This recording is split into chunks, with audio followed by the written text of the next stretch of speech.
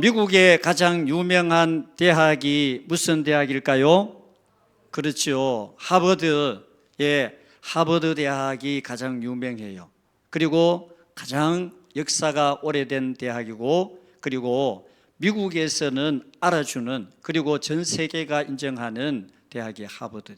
그 대학에 기독교 영성을 가르치는 교수, 여러분들이 한 번 정도는 들어본 이름, 헨리 나우엔이라는 교수.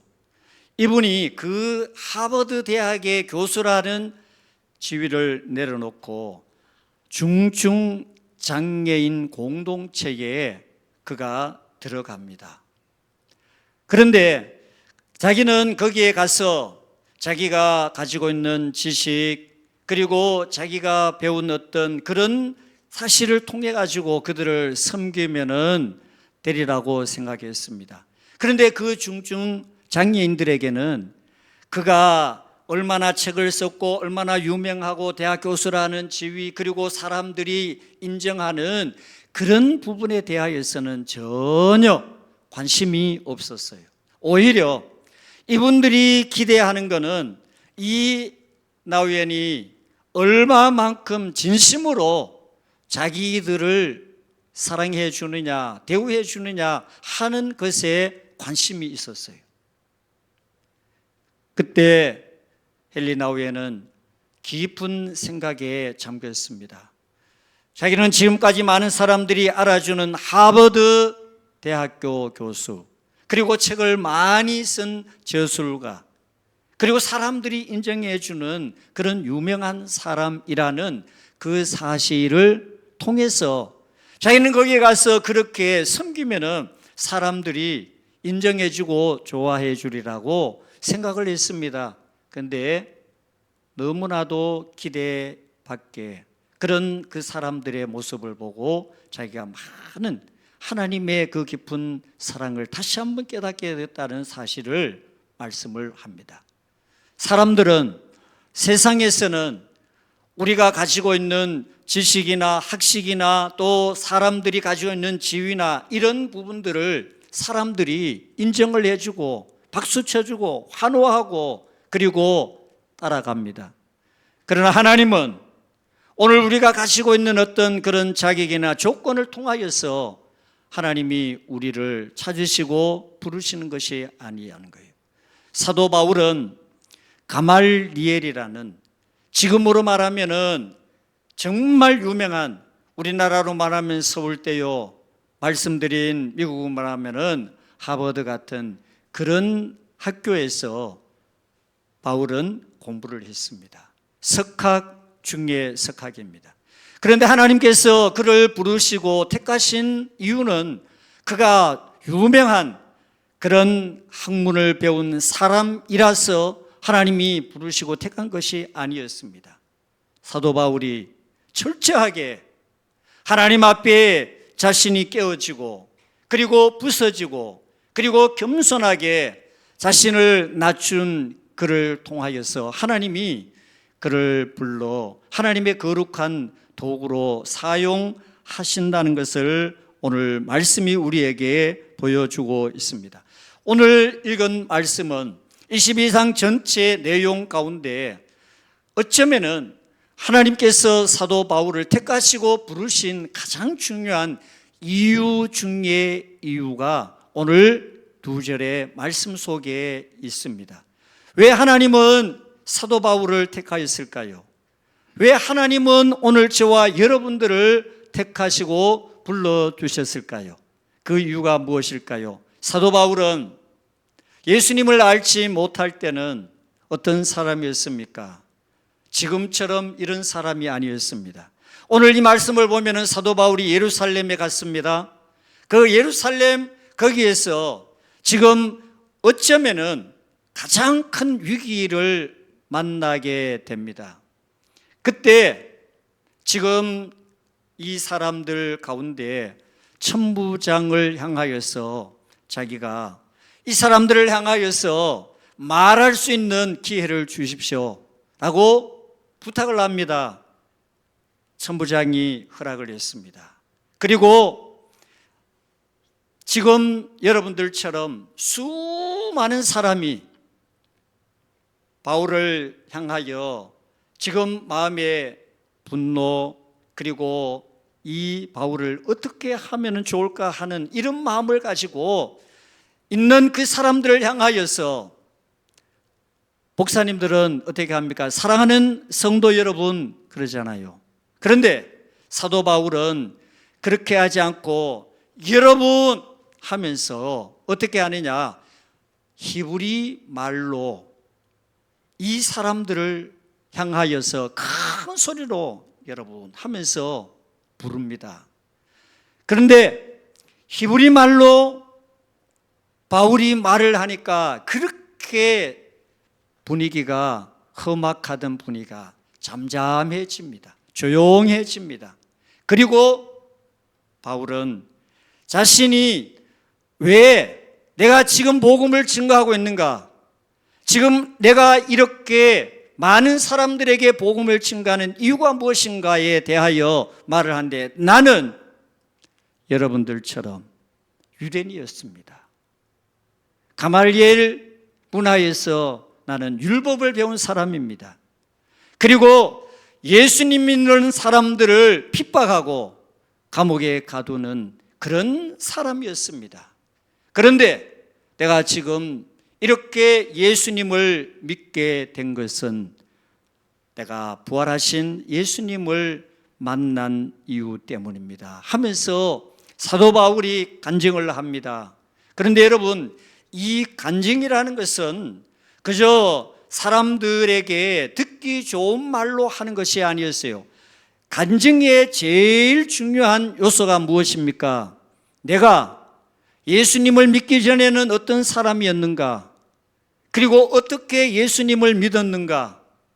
그리고 예수님을 믿고 난 이후에 나는 지금 어떤 변화를 가져왔는가? 이것이 가장 중요해요. 그리고 거기에 또 중요한 것은 뭐냐? 가장 중요한 진실함이에요. 정직함이에요. 솔직함이에요. 그런데 사도 바울은 지금 말씀을 통하여서 정직하게, 진실하게 있는 그대로를 사람들에게 말을 했습니다. 그리고 오늘 말씀에 14절과 15절 말씀에서 사도 바울을 향하여서 하나님께서 바울이 어떤 사람인가를 보여주고 증거하고 있습니다. 어쩌면은 오늘 이 자리에 계시는 저와 여러분들을 향하여 주시는 이 말씀이 우리 모두에게 해당이 되어야 우리가 진정 예수님을 믿는 믿음의 성도가 아닐까, 이런 마음을 가지고 오늘 말씀을 여러분과 함께 나눕니다. 자, 먼저 14절 말씀에 처음 먼저 제일 중요한 말씀이 하나 있습니다. 자, 거기에 보면은 우리 조상들의 하나님이 너를 택하여라는 이 말씀이에요. 여기에 가장 중요한 말씀이 뭐냐? 이 말씀의 주어가 여러분들이 아시는 대로 주어는 뭐예요? 하나님이라는 이 주어가 가장 중요해요. 그래, 여러분들 오늘 말씀을 보면은 사도 바울이 하나님을 선택한 것이 아닙니다. 오늘 저와 여러분들이 하나님을 선택한 것이 아닙니다. 아멘입니까? 네. 하나님이 사도 바울을 선택했고 하나님께서 오늘 저와 여러분들을 선택하여 이 자리에 부르시고 인도해 주신 줄로 믿습니다. 여기에 택하여라는 이 단어는 마치 이런 거요. 제가 여러분들을 향하여서 아무개 권사님, 아무개 집사님 하면서 이사야 선지자가 하신 말씀처럼 내가 너를 지명하여 불렀다라고 하는 그 지명, 바로 그것이에요. 택하여라는 이 말씀이에요. 그런데 여러분, 사도 바울은 어떤 사람이었습니까? 율법의 열심이었습니다. 그리고 아시는 대로 예수 믿는 사람을 가장 어떻게 보면은 적극적으로 핍박한 사람이 사도 바울이에요. 스데반의 순교에 제일 먼저 가담한 사람이 이 바울이에요. 그런데 하나님께서 이 사실을 모르실 리가 없습니다. 그런데 하나님이 오늘 말씀에 하나님께서 너를 택하였다는 거예요. 여러분, 이 말씀이 오늘 우리에게 너무 중요한 말씀이에요. 이 말은 뭐냐? 여러분, 우리의 과거, 우리의 형편, 우리의 사정, 여러분들의 그 어떤 내용에도 불문하고 하나님께서 사도 바울을 선택하듯이 오늘 저와 여러분들을 선택하여 이 자리로 인도하시고 불러주신 줄로 믿습니다. 그래서 우리가 인간적인 면으로 보면은 사도 바울은 사도가 될 가능성 0.1%도 없습니다. 되면은 안 되는 그런 사람입니다. 그런데 하나님은 그런 사실에 대하여서 전혀 일절 문제 삼지 않고 너를 택하여 너를 지명하여 사도로 부르시고 택하여 주셨다는 이 말씀이 오늘 저와 여러분들에게 그렇게 감사할 수가 없습니다. 여러분, 하나님의 선택의 조건은 인간적인 자격이 아닙니다. 우리의 어떤 조건이 아닙니다. 여러분들의 지위가 아닙니다. 세상에서 우리를 어떻게 보느냐의 문제도 아닙니다. 하나님이 보실 때 오늘 저와 여러분들의 모든 조건은 모든 것이 다 불문이에요. 아무 조건을 보지 아니하시고 오늘 하나님이 저와 여러분들을 택하여 하나님의 거룩한 자녀로 주님께서 우리를 부르시고 인도해 주신 줄로 믿습니다. 에베소서 1장 4절에 보면은 그 창세 전에 그리스도 안에서 우리를 택하사라고 말씀을 하였습니다. 우리가 생각할 때는 예수 믿음이 교회 다니고 신앙생활을 함이 누군가의 전도를 통하여 우연한 그런 사건으로 아니면 많은 사람들 중에 특별히 우리를 택하여 뽑혀서 내가 예수 믿는 것처럼 생각합니다. 아닙니다. 여러분, 오늘 저와 여러분들의 믿음에는 반드시 하나님의 선택함이 있습니다. 하나님이 창세 전에 여러분들을 지명했습니다. 그리고 때가 되어 하나님이 저와 여러분들을 주님께로 인도하여 주신 줄로 믿습니다. 그래서 선택한 분은요, 사람이 아니에요. 우리의 어떤 조건이 아니에요. 하나님께서 여러분들을 택하시고 불러주셨습니다. 그런데 우리가 때로 보면은 우리의 연약함 때문에 믿음의 부족함 때문에 무너질 때 과연 나는 이런 모습으로 하나님 앞에 하나님의 사랑을 받을 수 있을까? 이럼에도 하나님이 나를 인정하실까? 이러한 부족한 모습에도 하나님이 나를 사용하실까 하는 그런 생각을 하게 됩니다. 그리고 때로는 자책을 할 때도 있습니다. 그러나 여러분, 그런 문제 전혀 생각할 필요 없습니다. 조금도 여러분들의 마음에 자책할 필요도 없습니다. 그럼에도 하나님은 말씀한 대로 창세 전에 우리가 태어나기도 전에 하나님은 우리를 자녀 삼으시고 우리를 복 주시기 위하여 택하여 이 자리로 부르시고 인도하여 주신 줄로 믿습니다. 자, 중요한 거, 왜 하나님은 우리를 이렇게 택하시고 불러주셨을까요? 오늘 14절 말씀을 보시면은 너로 하여금 자기 뜻을 알게 하시며 라는 표현을 했습니다. 여기에 자기 뜻, 자기가 누구냐? 오늘 저와 여러분들이 믿는 하나님, 하나님의 뜻을 알도록끔 오늘 저와 여러분들을 택하시고 불러 하나님의 거룩한 자녀로 삼아 주셨다는 것. 여러분, 사실 오늘 저와 여러분들의 부르심에는 하나님의 분명한 뜻이 있습니다. 목적이 있습니다. 하나님의 거룩한 목적을 따라 저와 여러분들을 택하시고 불러주셨다는 사실, 여러분 이 사실을 믿어야 합니다. 왜? 우리가 이 사실을 모르게 되면은요, 그저 교회를 왜 다니는지, 신앙생활을 왜 하는지, 그리고 중요한 거는 교회를 아무리 오래 다녀도, 여러분 교회에 다니면서 이런 말씀을 하는 분들이 있어요. 나는 도대체 아무리 성경을 읽어도 이해도 안 되고 믿어지지도 않고, 내가 그렇게 오랫동안 다니는데 왜 믿음이 생겨나지 않을까요? 라고 질문을 하는 분들이 있어요. 여러분 중에도 그런 분 계실 거예요. 자, 중요한 거 오늘 여러분들 잘 보십시오. 우리가 하나님의 뜻을 모르면은요, 믿음이 생겨날 수가 없습니다. 왜 내가 교회를 다니는지, 신앙생활을 왜 하는지, 예수님을 왜 믿는지, 하나님이 오늘 우리를 택하시고 부르신 그 목적이 무엇인지 모르게 되면은요, 그냥 교회 다니는 거예요. 그것을 말해서 종교생활이라고 하는 거예요.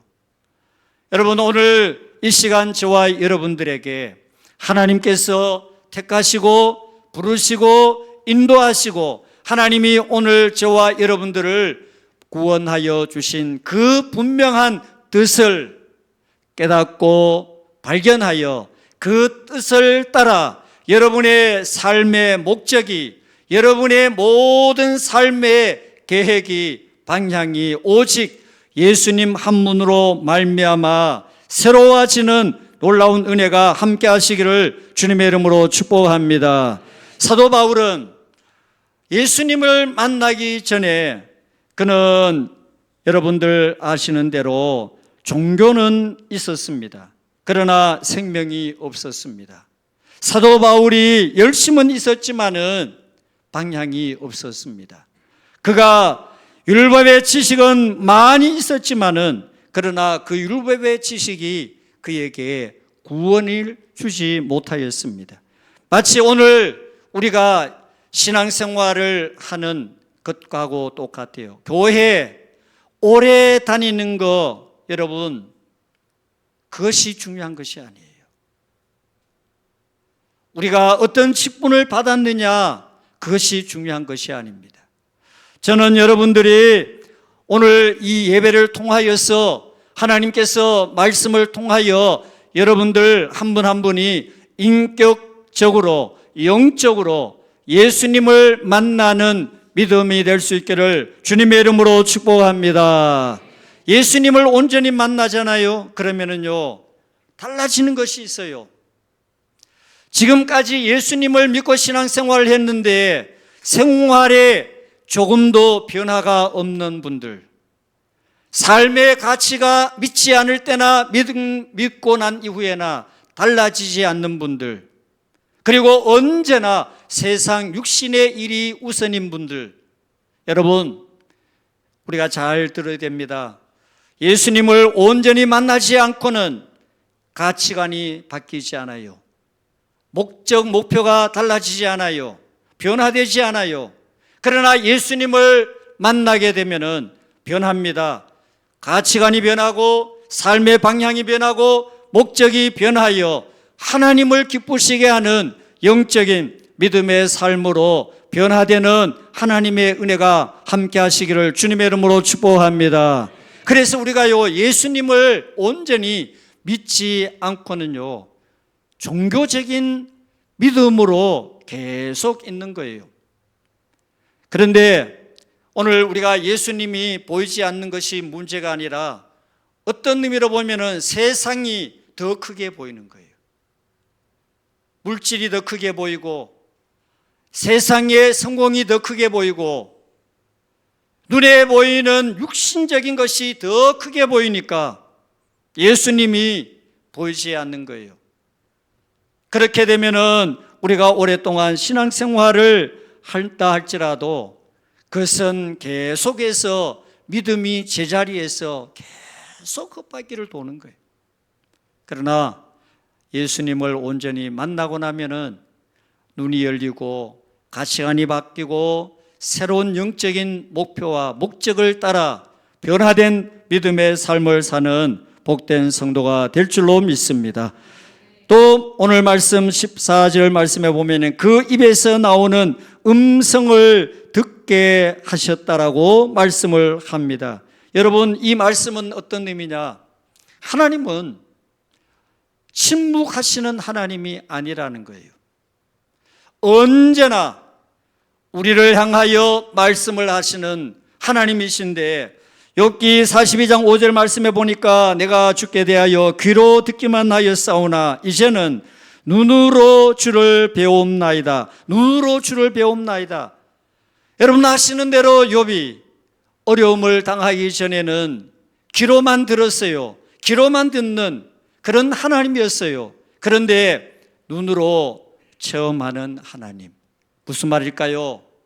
여러분, 우리가 신앙생활을 하는데요, 중요한 것은 영적으로 하나님과 교제, 교감, 그리고 소통하는 것이 굉장히 중요합니다. 그런데 그것이 어떻게 해서 가능하냐? 오늘 우리가 찬송가 305장 불렀습니다. 이 찬송은 우리 한국교회 성도들이 좋아하는 찬송의 탑 10에 들어가는 그런 찬송가예요. 모든 성도들이 다 좋아하는 찬송입니다. 그런데 이 찬송을 지은 사람이 여러분 누구예요? 존 뉴턴이라는 사람이에요. 근데 이 사람은 어떤 사람이냐? 노예를 사고 파는 노예 상인이었어요. 그런데 이 사람이 어느 날 바다를 건너가는데 큰 풍랑을 만났어요. 태풍이에요, 태풍. 그런데 정말 그 상황은 생명의 그런 위험, 위기를 만난 환경을 만나게 됐어요. 그때 이 존 뉴턴은 처음으로 무릎을 꿇고 하나님을 향하여서 기도를 합니다. 뭐라고 기도했을까요? 살려달라고 기도했겠지. 살려달라고. 내가 하나님을 믿겠습니다. 살려주세요. 그렇게 기도했겠지요. 그때 하나님께서 그를 찾아오셔서 그를 살려주십니다. 그리고 난 다음에 노예 상인을 하던 그 모든 것을 다 처분하고 예수를 믿고 그가 나중에 복음의 전도자가 되었다는 놀라운 사실입니다.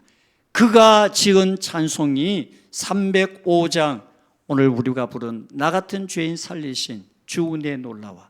여러분, 성도는요, 영적으로 하나님을 온전히 인격과 영으로 만날 때 변화되고 또 새로워지고 하나님을 기쁘시게 하는 믿음의 성도가 될 줄로 믿습니다. 그러므로 오늘 저와 여러분들 주일마다 교회 성전들만 밟고 교회 와서 예배만 드리고 참여하고 가는 성도가 아니라 여러분들의 삶의 구비구비마다 주님께서 여러분과 함께 하시고 여러분들이 어렵고 힘들 때 찾아오셔서 조용하게 내가 너와 함께 한다는 그 주님의 음성을 들을 수 있는 영적인 믿음이 오늘 여러분들 한 분 한 분에게 함께 하시기를 주님의 이름으로 축복합니다.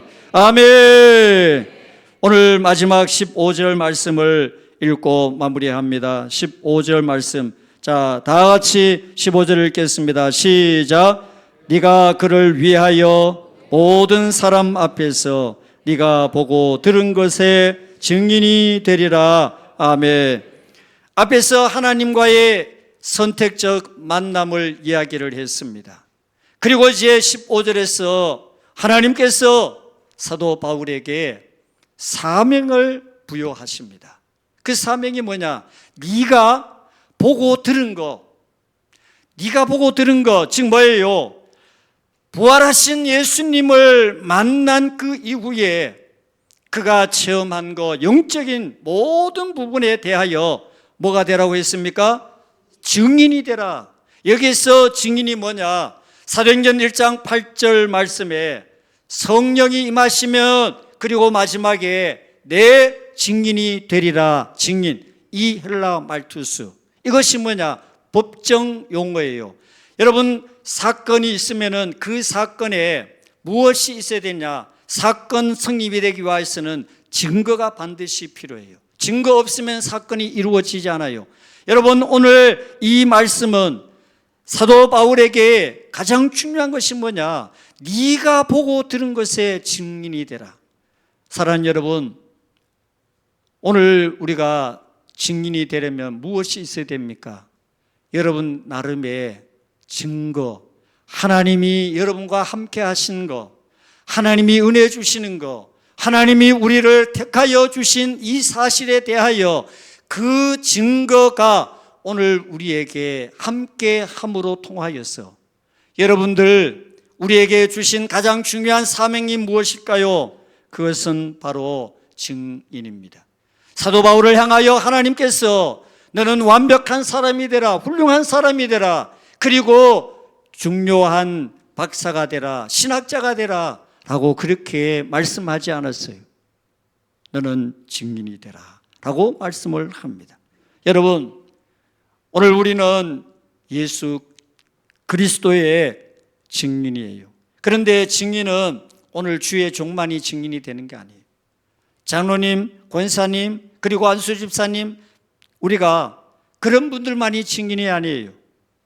오늘 예수 믿는 모든 성도, 여러분들 한 분 한 분이 증인이 되어 많은 사람들에게 예수 그리스도를 증거하는 여러분들 되시기를 축복합니다. 우리가 세상에 보면은요, 많은 사람들이 정치 이야기는 그렇게 열심히 합니다. 경제 이야기는 그렇게 열심히 이야기합니다.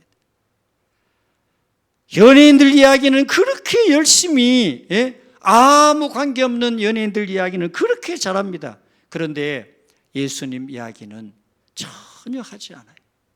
왜 그럴까요? 오늘 저와 여러분들 안에 예수님을 향한 간증이 없어서 그래요. 여러분, 오늘도 저와 여러분들 우리 모두 물은요 갇혀 있으면은요 썩게 됩니다. 사해바다가 왜 소금바다가 되느냐? 들어오는 물이 있는데, 문은 있는데 나가는 출구가 없기 때문에 소금바다가 된 거예요. 복음도요, 여러분들 안에 갇혀 있으면은 아무 능력이 없습니다. 여러분, 복음을 흘러보내는 통로가 되어서 여러분들을 통하여서 많은 사람들이 여러분들 가운데 복음의 증거를 통하여 예수를 믿고 구원받는 하나님의 은혜가 여러분들 가운데 일어나기를 주님의 이름으로 축복합니다. 그것이 바로 오늘 저와 여러분들을 택하시고 부르신 하나님의 뜻이라는 거예요. 우리를 택하신 목적, 우리를 부르신 목적이 바로 하나님이 이와 같은 귀한 사명을 부여하여 우리를 부르시고 인도해 주셨다는 사실을 여러분 꼭 기억하시고, 오늘 이 시대에 인공지능 AI 시대라고 합니다. 그런데 AI가 사람들이 하는 여러 가지 많은 일들을 대체합니다. 그러나 할 수 없는 것이 있어요. AI는 전도를 못합니다. 눈물 흘리며 회개를 못합니다. 기도를 못합니다. 그리고 여러분들이 하는 복음 증거를 AI는 못합니다. 오직 사람인 하나님의 형상대로 지음받은 저와 여러분들이 복음의 증인이 될 수 있음을 다시 한번 기억하시고, 우리 모두 하나님께서 주신 그 은혜를 더 많은 사람들에게 증거할 수 있는 증인의 사명 감당하는 우리 모두가 되기를 주님의 이름으로 축복합니다. 하나님 아버지, 오늘도 거룩하고 복된 날을 허락하여 주심으로